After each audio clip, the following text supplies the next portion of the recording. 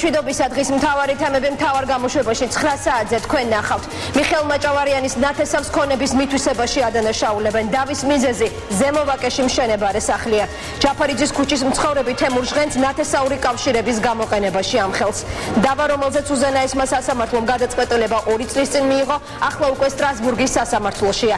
9 საათზე რა პოლიტიკურ ზეწოლაზე საუბრობს ტოფიკ კურბანოვი.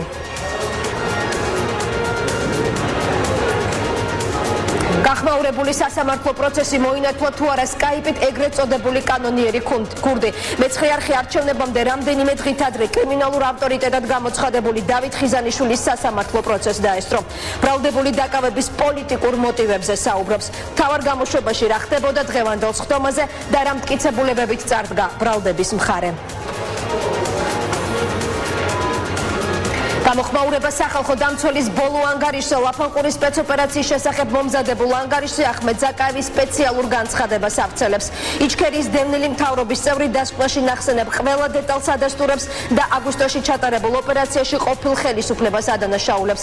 9 საათზე დაიწყებს თუ არა დევნილი მთავრობა სპეცოპერაციის საქმესთან დაკავშირებით დამოუკიდებელ გამოძიებას.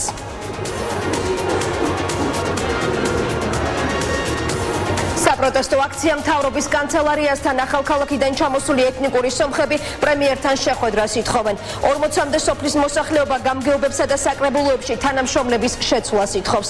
აკონტროლებენ თუ არა რეგიონის ნაციონალური მოძრაობის ძველი კადრები. ადგილობრივთა პრეტენზია და რეინტეგრაციის საკითხებში სახელმწიფო მინისტრის პასუხი. ნახეთ მთავარ გამოშვებაში. დღის ეს და სხვა მთავარი თემები ზუსტად 9 საათზე მე სწორედ ამ დრომდე გემშვიდობებით. დროებით.